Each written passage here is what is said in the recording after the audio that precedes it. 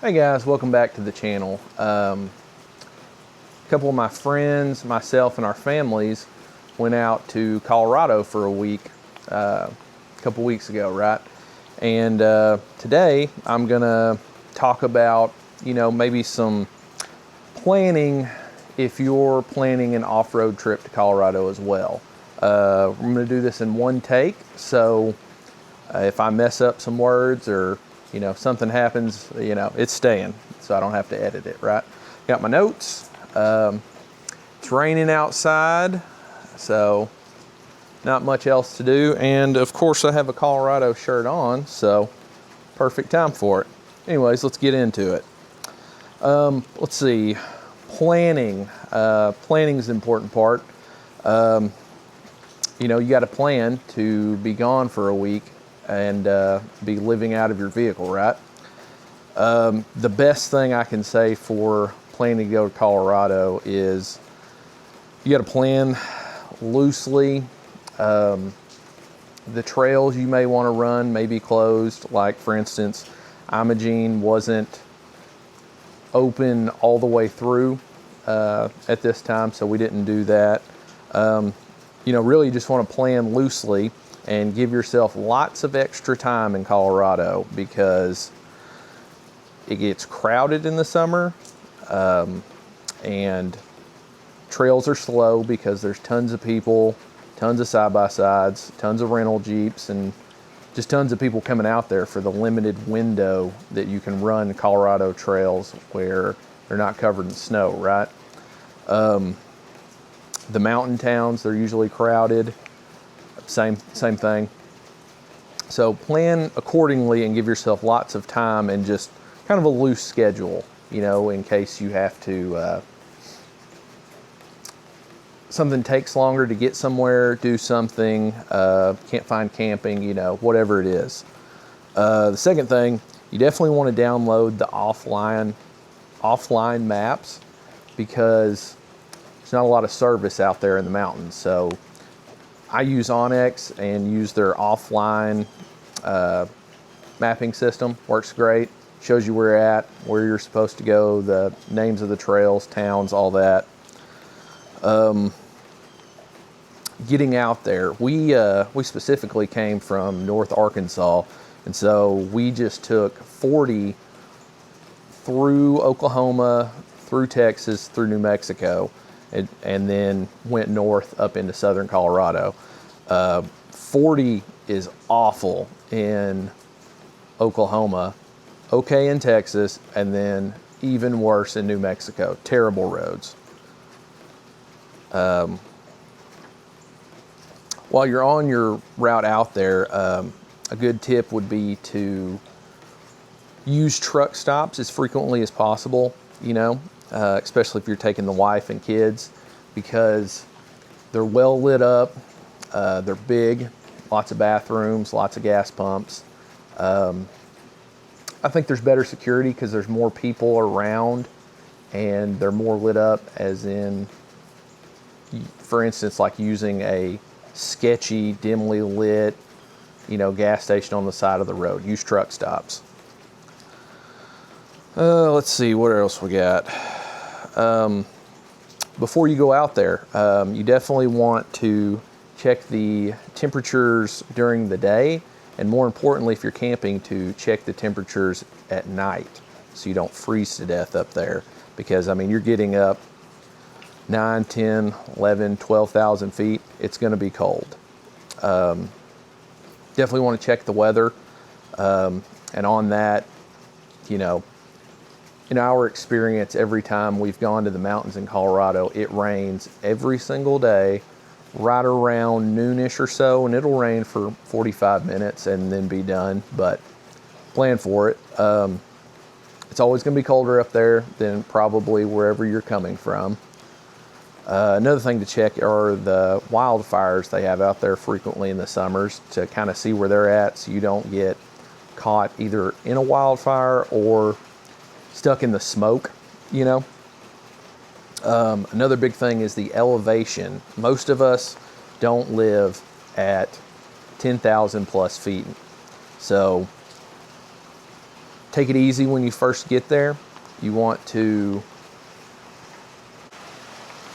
well, I said I was going to do it all in one take, and then my camera died, so that's out the window. Anyways, where was I? Elevation. Yes, so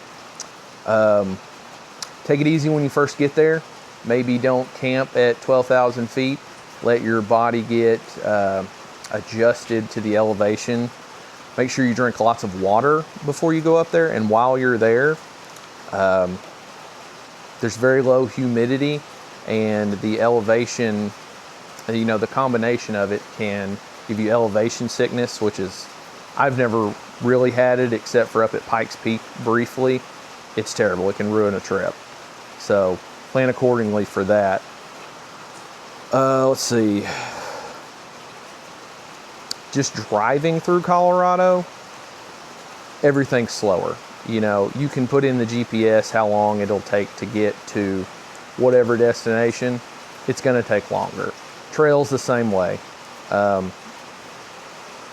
Traffic on windy 2 lanes, go slow. You might want to pull off and look at something.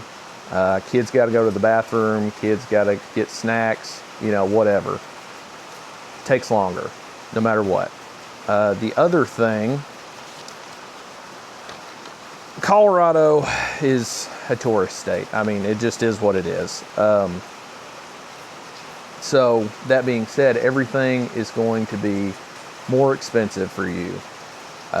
Dinner, gas, you know, whatever. It's going to be more expensive. So plan for that. I'd bring cash with you, you know, just in case for whatever reason. Let's see what else. Campsites are an absolute nightmare to find in Colorado. The best thing I can say about that is you find a good campsite, maybe it's early and you haven't done all the things you wanted to do, take it if you can get it.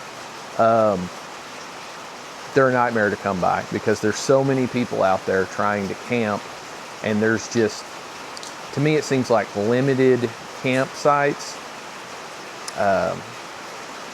So yeah, if you can find them early, take them. The other thing is you can look down just dirt roads or whatever in public lands.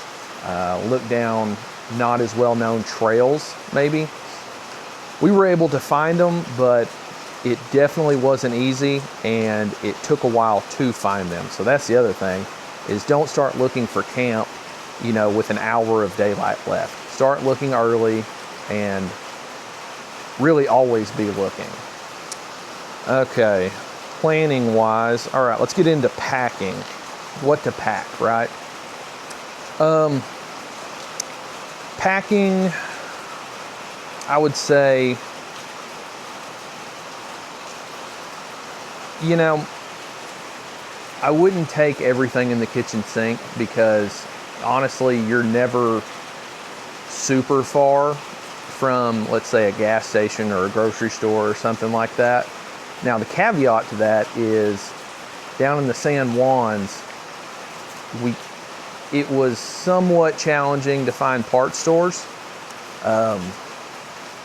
So spare parts I would definitely bring. But as for food, water, that kind of thing, I mean, you know, pack accordingly. You know what you or your family or whatever needs. I would definitely take plenty of water, but you don't have to get overboard with it and bring, you know, 20 gallons of water or whatever with you. Spare fuel, same thing. I mean, the trails pretty well link different little towns together that are always going to have a gas station. So unless you just have a legitimately bad gas guzzler, I probably wouldn't even worry about bringing extra fuel. I wouldn't waste the weight of it. Winch is helpful. Traction boards, I've never used them in Colorado. You'll always have a rock or a tree just about, or someone else's vehicle you can go off of, so wouldn't worry about that. You know, obviously pack as small and as lightweight as you possibly can and get away with camping comfortably, you know. Let's see. Smaller item can pack, you know, the better, because you can fit more stuff and it be more lightweight, kind of like ultralight backpacking. I would definitely bring tools, spare parts, fluids, and a general understanding of how your vehicle works. Because like I said, you know, mechanic shops, part shops, in my experience, have been surprisingly far and few in between. You know, for whatever reason that is, since so many people go out there and there's so few part shops and part stores. It's weird to me. I mean, basically, like, for instance, I take a pretty well stocked toolbox that I can probably pull the entire GX apart and put it back together. I mean, each vehicle needs to have its own specific tools that fit, you know, for say axle nuts, stuff like that. Like specifically, I bring, you know, toolbox full of tools that fit my vehicle. I bring spare parts for, like, let's say, maybe weak points in your vehicle that you know of. Like, I bring U-joints, of course, CV axles, of course, right? Tie rods, you know, IFS, stuff like that. Stuff you know is vehicle specific that could potentially be a weak part on your vehicle. Let's see, what else? Fluids. Always good to bring some engine oil, transmission fluids, power steering fluid. Definitely brake fluid, because Wes blew out a caliper coming down Mineral Creek, and he was stuck there for a little while till somebody came by that had some brake fluid. Man, and just, if you can, try to work on your own vehicle. If you have a general understanding of how things work on your vehicle, you can better diagnose it, better fix it, especially if you've installed it and you know how things come apart and go back together. You can do it on the trail. Let's see, what else? Oh, definitely bring a med kit, you know, boo-boos and whatnot. Kids love Band-Aids. I mean, at least bring Band-Aids, but I mean, obviously bring a good, maybe trauma kit or something, because if you're out in the middle of the mountains in Colorado, it's probably going to take a little while before EMS or whoever can get to you. And same thing with that, just kind of a general understanding of how basic first aid and whatnot works. Toiletries, obviously, you know, toilet paper, toothbrush, all that stuff. I'm a big fan of baby wipes, because, I mean, obviously you can get cleaner. The other thing is you can just kind of take a baby wipe bath at the end of the day and not feel so gross and disgusting getting in your tent. Like I said before, warm clothes, maybe some rain gear, extra blankets. I would probably pack more warm clothes than you think you're going to need, just in case you need them. Already covered extra food, snacks, water, you know. Snacks keep kids from getting grouchy. It just works. Emergency comms. I've never personally brought like a Garmin InReach or anything like that with me, but I usually wheel with friends. So that's hit or miss. You definitely want to go with friends if you can, because someone breaks down, you ride out with someone else, they pull you out, you know, whatever the situation is, it's generally smart to travel with other people. You want to make sure you have a way to air up and air down so that you can air down your tires on the trails to get more traction mainly, but also for a more comfortable ride, you know, because there's lots of rocks and whatnot out there. Bring cash with you. You never know. Some places, power might be out. They don't take cards, you know, whatever. Bring cash with you.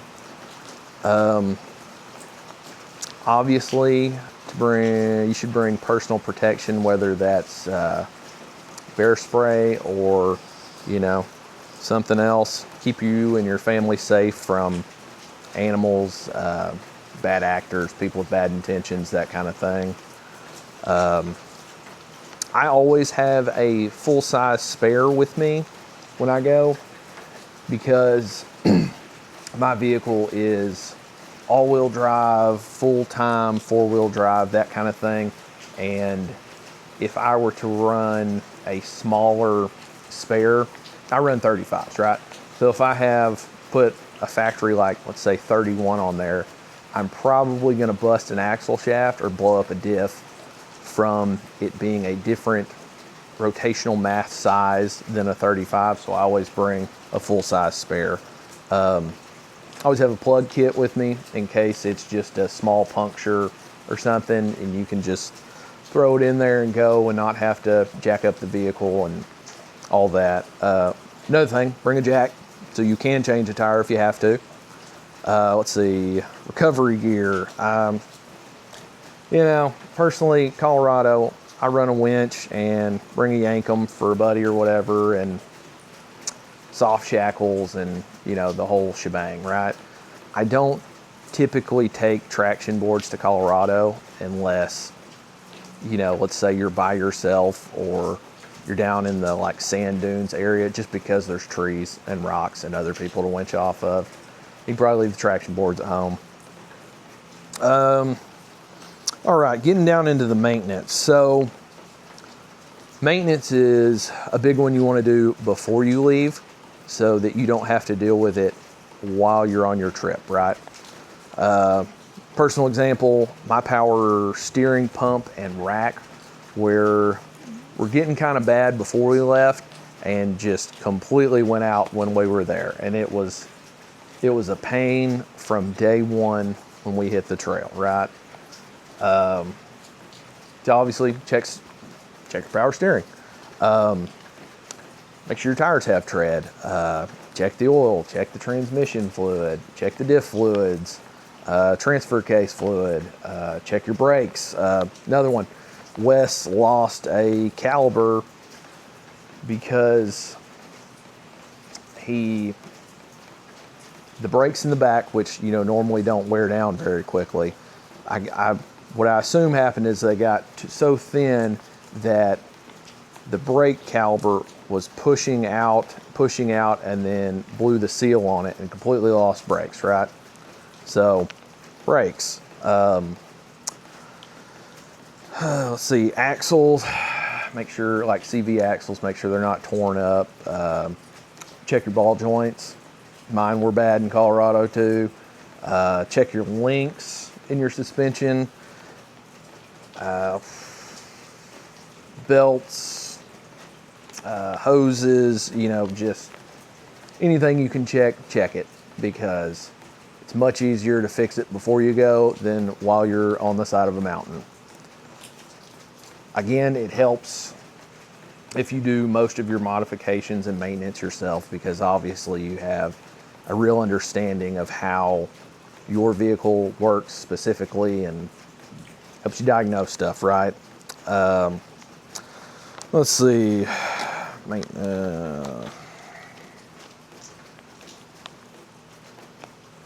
So some personal stuff I learned while I was out there. I was sitting at work the other night and I kind of wrote down some lessons I learned out there. And I've been to Colorado a bunch of times, but just this one specifically, you know. Brought all my fluids, forgot brake fluid. So Wes was stuck on the side of a mountain for like 3 hours because I forgot brake fluid. Bedding. So I'm gonna have to change up some things with the bedding, because we had most of the back of the GX just laden down with pillows, covers, sleeping mats, all that kind of stuff. I'm gonna have to look into maybe some inflatable stuff, because that took up entirely too much room. Back to the maintenance. Should have swapped out the power steering rack before I got home, or before we left. I need to upgrade the steering rack and just the whole power steering in general. GXs have terrible power steering racks. At 33s, you're about pushing it in my opinion, but I'm running 35s and it's terrible. I've swapped it out now like 2 or 3 times. I'm gonna have to get some kind of upgrade for that. I need to put some stiffer front springs in, especially coming down a lot of those rocky descents. Had a lot of bounce in my front end. I need to put some stiffer springs on. I need to definitely do some more clearancing for the 35s. They're still rubbing. I've cut and beat on that thing, and got to do some more cutting, some more beating. Let's see. When I swapped in my GX460 8.2 rear axle, I was in a rush and I cut the e-brake lines, so need to get under there and do that. Let's see, next.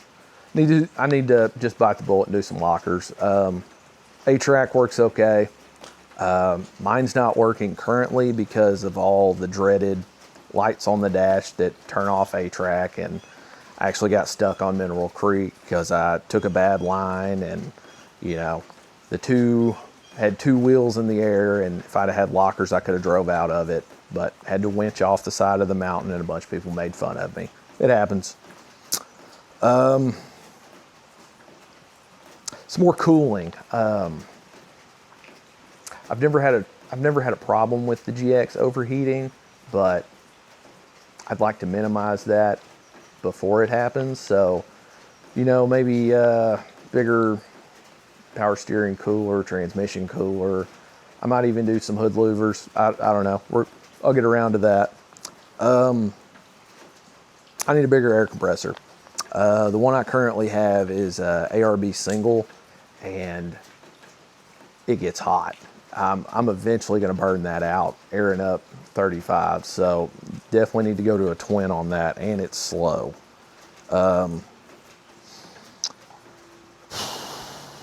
Colorado 5 rated trail is definitely harder than an Arkansas 5 rated trail.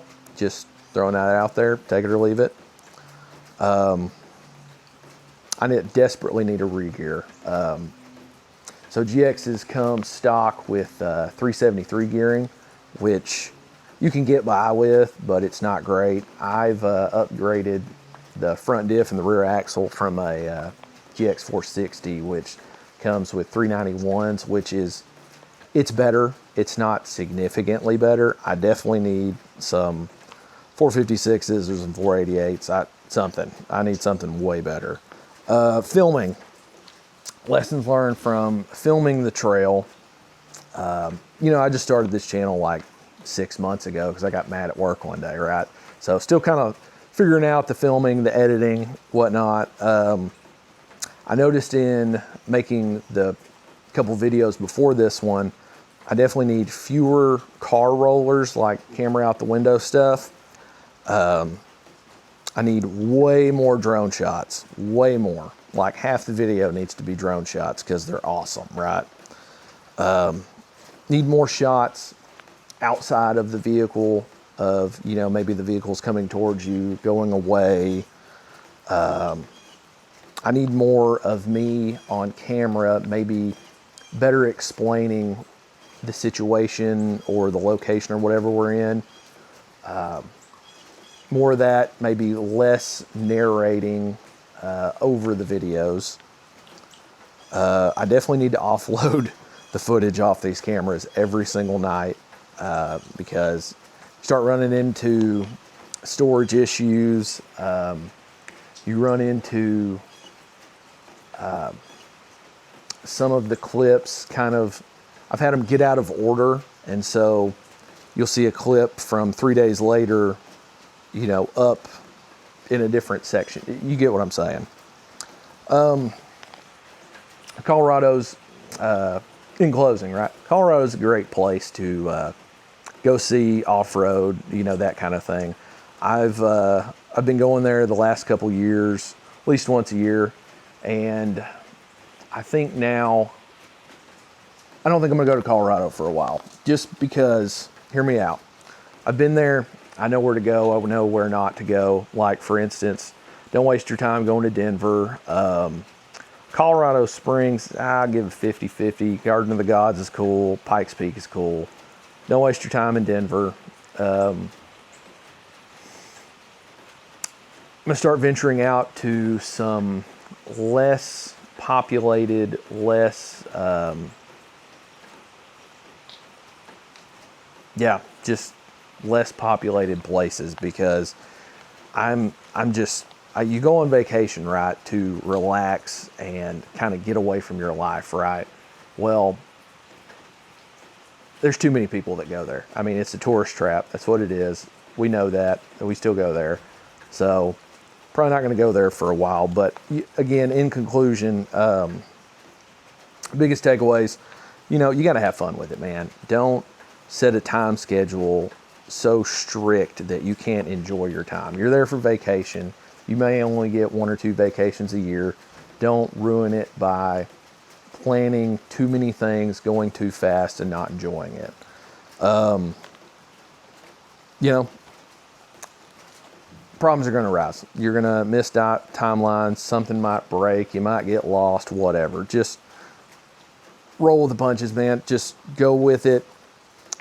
Slow down, think it through. Don't, you know, lose your cool or freak out or anything like that. Just think it through, go slow. It'll be fine.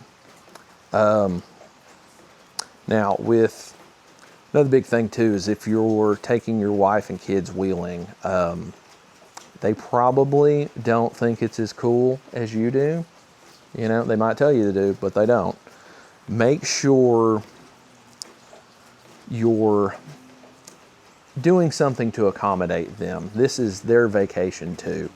For instance, we camped every night except for the night we got to Colorado. We got a hotel, camped all those nights, and then we camped the night before we went back to Arkansas, right? So make accommodations, their vacation too. Make sure you do, I don't know if I want to say touristy things, but make sure you do activities that the kids will enjoy. They don't want to be stuck in the back of your Jeep or your Toyota or whatever for 12 hours a day going 5 miles down a trail. We think that's awesome. They don't think that's awesome. Make sure you stop a bunch, you let them get out, run around, stretch their legs, make sure they have plenty of snacks. Make sure, I would say each kid maybe gets to pick an attraction they want to do in the area. For instance, one of them wanted to go to the Glenwood Hot Springs, so we went and spent several hours there, and then one of them wanted to go to the Stanley Hotel, so we went there. So they get to enjoy something out of it too, and they're just not stuck in the rock crawler with dad or whatever. Well, that is about it of all my notes I put down. So if you have any questions, comments, anything like that, you know, leave them in the comments, and be sure to like and subscribe. Thanks for watching, guys.